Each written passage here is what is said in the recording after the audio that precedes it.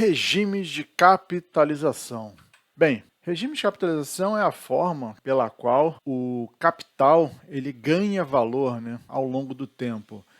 Diretamente ela descreve o efeito do tempo sobre a acumulação de juros. A gente tem um regime de capitalização compostas, onde a gente tem os juros compostos, famigerados aí, juros sobre juros, o regime de capitalização simples, traz os juros simples, e o regime de capitalização contínua, que a gente tem aqui os juros ditos instantâneos, né? A gente vai explorar um pouco isso, mas a ideia de juros instantâneos é a ideia de que os juros se acumulam em períodos ali infinitesimais.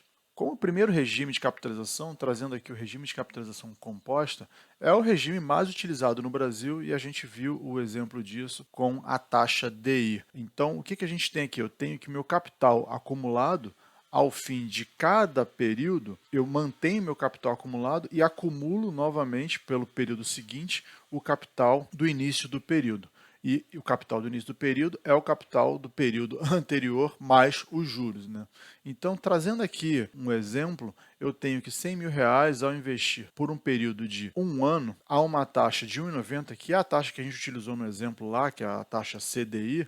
No final desse ano, eu tenho R$1.900 de juros, porque eu tenho que o meu principal é acumulado por este fator aqui, que é 1 mais a taxa de juros, que é 1,90. Então, no final desse período aqui de juros, eu tenho 1.900. Se eu vou para um outro exemplo, onde eu considero 2 anos de acumulação de capital, então, já aplicando essa fórmula daqui de juros compostos, eu tenho aqui o fator 1 mais a taxa de juros, para a mesma taxa de juros de 1,90, e eu estou elevando aqui ao quadrado. Então, eu estou compondo 2 vezes o meu fator de capitalização aqui, 1 mais juros, e ao final do período, eu tenho R$ 3.836 de juros e 10 centavos. E a gente pode observar que de 1 para 2 anos, eu mais que dobrei os juros no período. Ou seja, os juros do período de 2 anos é maior do que o dobro dos juros do período de 1 ano.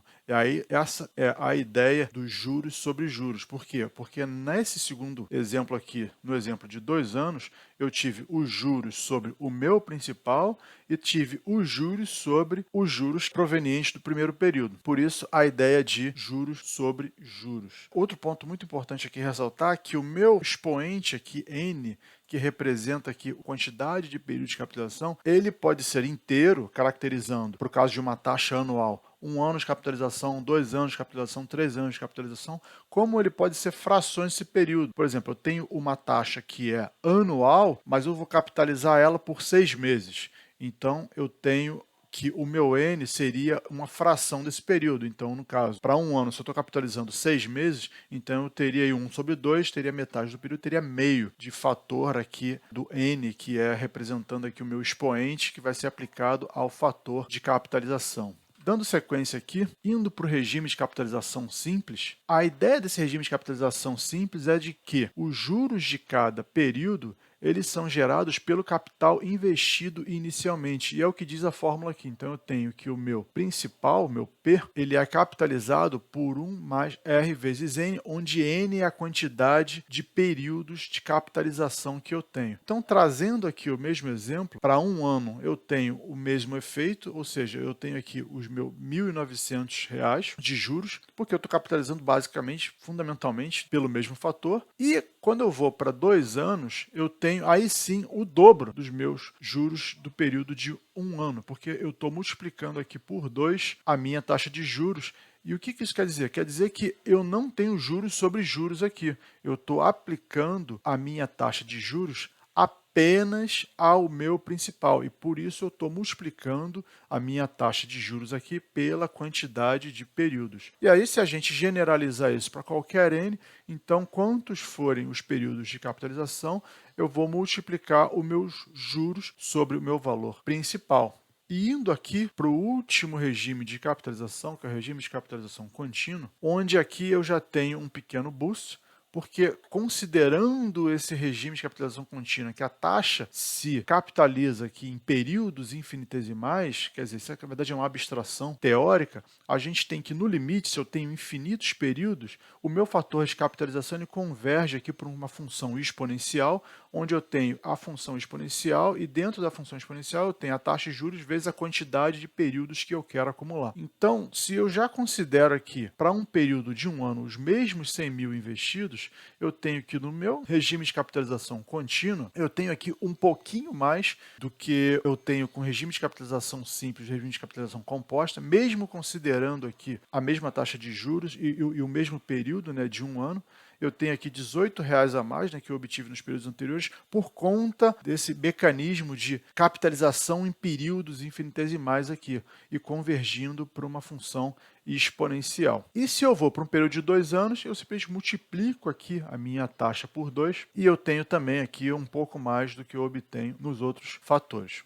Então, esse regime de capitalização contínua, na verdade, é uma abstração teórica, né? Porque na prática a gente não tem infinitos períodos aqui de capitalização, mas para alguns produtos financeiros ela é muito útil como abstração e muito útil também para a gente realizar contas, né? Quando a gente vai para alguns modelos um pouco mais, vamos dizer assim, sofisticados, né? Quando a gente vai para modelos de opções, quando a gente quer estudar a relação de opções e mercado de futuros. Então, esse regime de capitalização contínua faz sentido nesse contexto. Em termos práticos, para a gente avaliar os títulos que a gente vai observar aqui, vai estudar ao longo do curso, a gente vai utilizar basicamente o regime de capitalização composta. Agora, vamos partir aqui para o RStudio para a gente ver como implementar os cálculos de regime de capitalização e como é que a gente vai montar uma biblioteca no R para fazer exatamente os cálculos com todos os regimes de capitalização de uma forma organizada que a gente possa estender e utilizar isso na utilização para o apressamento dos títulos. Estamos aqui no RStudio agora e a ideia aqui qual é? A gente vai criar algumas classes no R, são classes que a gente chama S3. Eu vou mostrar como podemos criar essas classes e como isso simplifica e organiza muito o processamento de dados e cálculos no R. Então a ideia agora aqui é fazer a criação de classes de S3 para implementar os regimes de capitalização. A gente vai começar criando uma classe Compounding, que é uma classe que vai definir qualquer regime de capitalização e depois eu vou fazer implementações específicas dos regimes de capitalizações simples, o composto, que a gente chama discreto aqui, vamos usar os termos em inglês, porque são, enfim, mais comuns aí na literatura, e principalmente quando a gente implementa software, é bem interessante usar termos em inglês, e o regime contínuo, já trazendo aqui regimes de capitalizações mais específicos. Uma referência muito boa para entender como a gente cria e como funcionam as classes S3 está aqui no livro do Hadley, né, o Advanced R, que ele tem um capítulo só sobre o sistema de objetos S3 no R.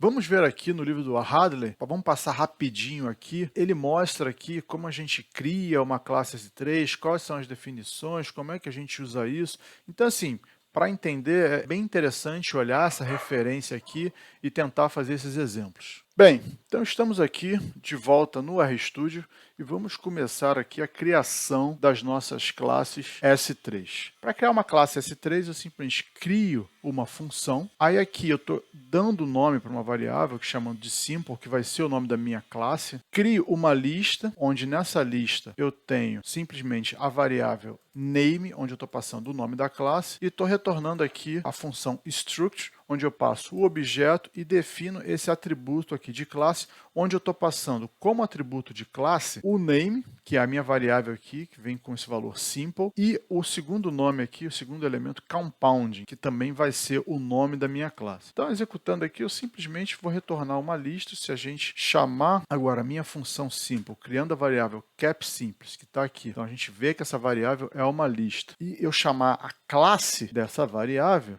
então eu tenho aqui o que eu criei, a classe dela é simple e compound. Se eu imprimir esse objeto, essa variável, eu tenho aqui uma lista, que é a lista que eu criei, com o elemento name, com o nome da classe, simple, e eu tenho aqui um atributo chamado class com as duas classes que eu defini. E onde é que entra agora o poder dos objetos?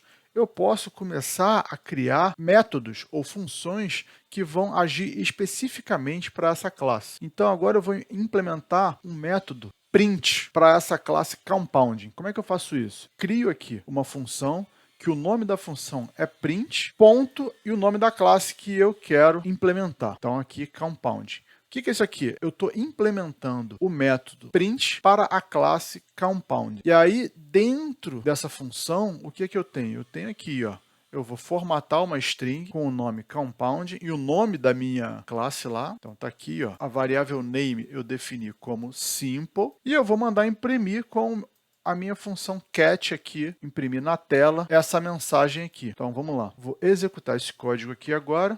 Ó, acabei de criar aqui, ó, a minha função print.compound. Quando eu chamar agora aqui a função print, passando a minha classe capSimples, ele vai executar exatamente essa função que eu acabei de criar. Não vai mais executar agora desse jeito aqui, imprimindo toda a classe. Vai imprimir só ó, compounding simple, então eu sei que é uma classe compounding do tipo, né, compound, com a especificação aqui, a especialização simple. E como é que isso funciona na prática? Vamos ver aqui no debug como é que isso funciona? Olha só, chamei agora o código aqui, passando a função print pelo debug. Aí, quando eu chamo a função print, ele já vai para a minha função principal, né? Está lá no namespace a função print. Estou vendo aqui, ó, função print. E o que dentro da função print tem? Eu tenho aqui useMethodPrint. Que essa função useMethod, ele vai avaliar o seguinte, ó, qual é a classe desse argumento aqui? Se eu der aqui o next, olha o que acontece. Eu saí aqui, ó, da minha função print e fui para a minha print.compounding, porque o elemento x que foi passado como argumento, se eu olho ele aqui, ó, class x, olha, ele tem o compounding dentro do meu vetor aqui de classes. Então, quando a minha função print é chamada, o useMethod faz o que a gente chama de dispatch. Ele olhou qual era o tipo da variável. Então, falou compounding. Eu tenho uma função print.compound? Tenho. Então, ele vai chamar essa função print.compound e o resto ele vai simplesmente agora executar da maneira que eu defini. Então, executando aqui, criou a mensagem e agora ele vai imprimir na tela. A gente olha aqui embaixo, ó, compounding.simple foi o que ele imprimiu na tela. Muito bom. Então, essa aqui é uma forma de criar objetos no R. Estamos criando objetos S3. Acabei de criar um método print para um objeto S3. E agora eu vou criar um método compound.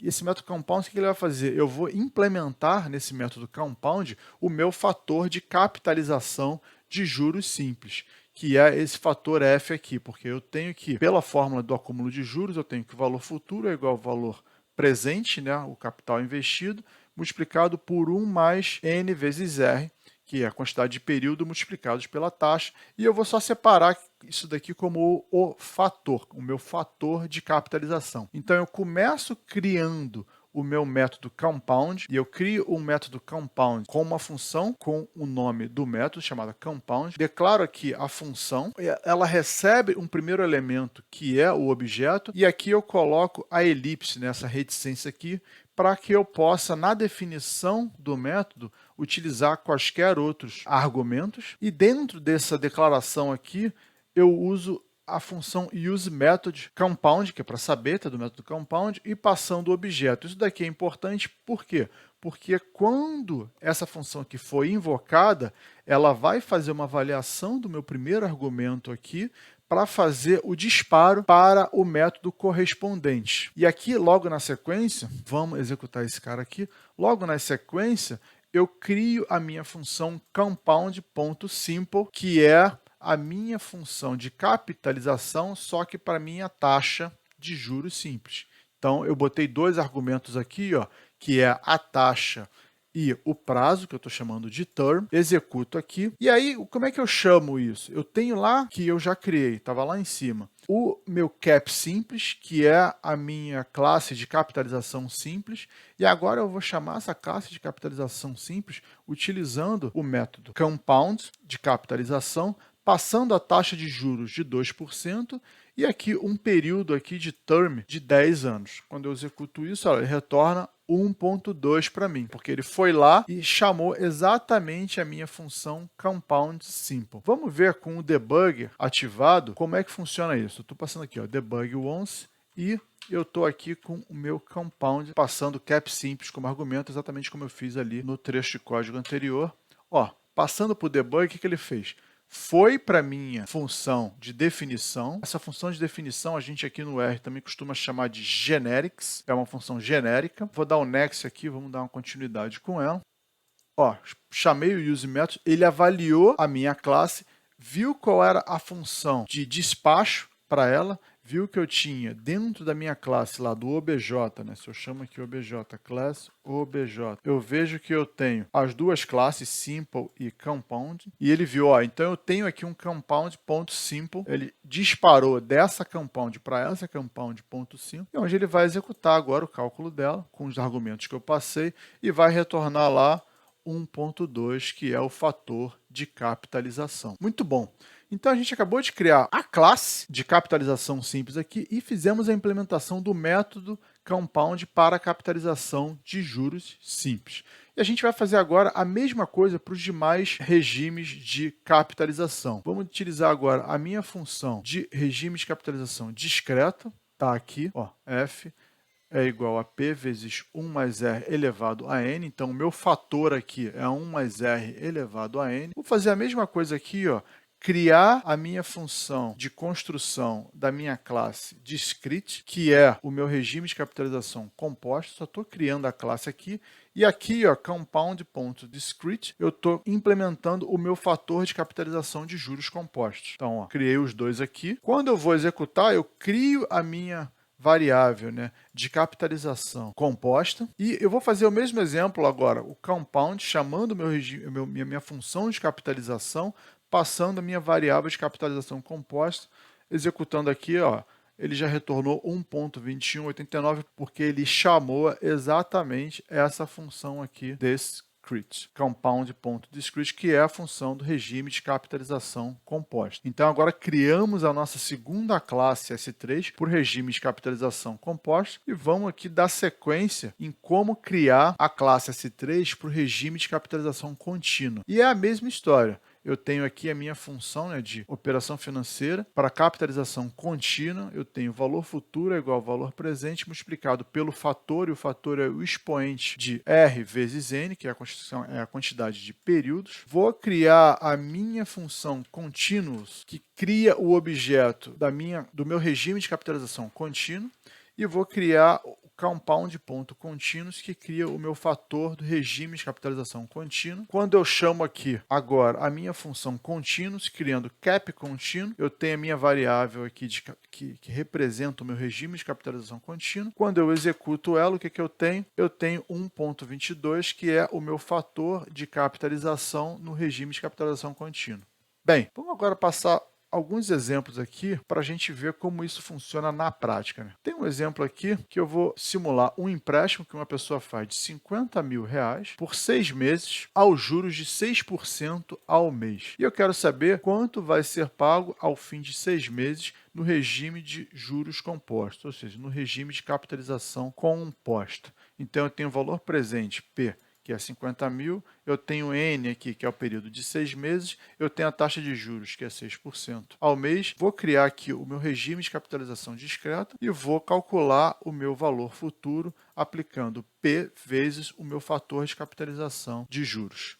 Então, olhando isso, eu tenho que no vencimento dessa operação vai ser pago R$ 70.925,96. Então, vê como simplifica demais a utilização das classes, né? Eu basicamente defino uma classe e utilizo agora os métodos dessa classe para executar as operações de capitalização. No próximo exemplo, né, eu trago aqui agora a ideia, né, de taxa de juros sendo aplicados num investimento. Eu tenho aqui um investimento de juros simples que rende 10% ao ano. Eu aplico R$20 mil por 6 meses. E eu quero saber qual montante vai ser recebido no final desse período de 6 meses.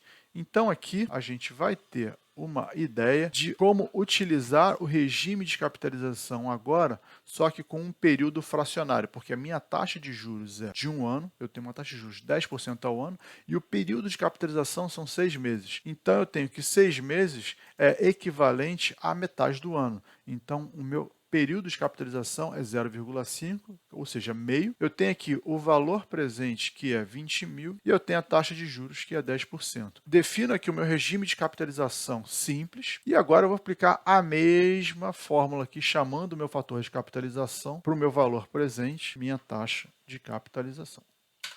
Eu tenho que, ao final dos 6 meses, eu vou receber 21 mil reais nessa operação financeira. Olha que a estrutura ela é fundamentalmente a mesma. Eu defino a minha taxa de juros, eu defino o meu período de capitalização e aplico aqui a fórmula P vezes compound, onde eu passo a minha classe de regime de capitalização, passo a minha taxa de juros e passo a quantidade de período de capitalização. No caso aqui, 6 meses, 0,5, porque a minha taxa é anual. Vamos agora para o próximo exemplo, onde eu vou repetir o exemplo 2, só que considerando uma taxa de juros contínuos.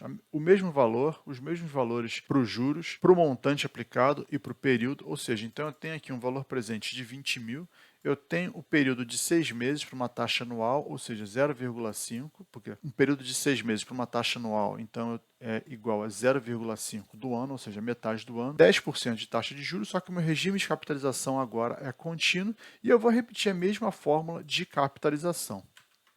E fazendo isso, eu vejo que eu tenho aqui um retorno um pouco maior devido ao regime de capitalização contínuo. Então, vamos aqui para o exemplo 4 agora, o nosso último exemplo, onde eu vou comparar os regimes de capitalização simples e compostos para uma taxa de juros de 10% ao ano, só que agora eu vou variar os períodos. Eu vou considerar períodos que vão de 1 mês até 10 anos, ou seja, 120 vezes. Porque eu quero entender e visualizar o efeito do tempo nos juros compostos e comparar isso com o efeito do tempo nos juros simples. Então aqui, eu vou começar criando o meu regime de capitalização simples, criando a variável de regime de capitalização composta, a taxa de juros de 10% ao ano. Aqui, vou utilizar a função SEC para criar todos os períodos de capitalização, né, que vão de 0 até 120 meses, por isso que eu estou dividindo por 12, em períodos de 1 mês. Então, está aqui 1 dividido por 12. E eu vou passar isso para o meu método compound, tanto para o regime de capitalização simples como para o regime de capitalização composta. Passei aqui. E agora eu vou fazer um gráfico onde eu coloco os dois regimes de capitalização, o composto e o simples, onde o regime de capitalização composto vai ficar uma linha azul e o regime de capitalização simples uma linha vermelha. Vamos ver o gráfico. Está aqui, e a gente vê que em 10 anos, olha o descolamento aqui de rentabilidade do regime de capitalização simples para o regime de capitalização composta. O regime de capitalização composta, pelo fato de ter juros sobre juros, a gente começa a ter um crescimento exponencial. Por isso que a gente fala que o investimento, obviamente, é muito importante você aportar sempre, mas quando você já está com muito dinheiro aportado, o efeito do tempo ele é colossal sobre os investimentos, porque você começa a ter um crescimento exponencial aqui na sua capitalização. Bem, vamos ficar por aqui. Um grande abraço.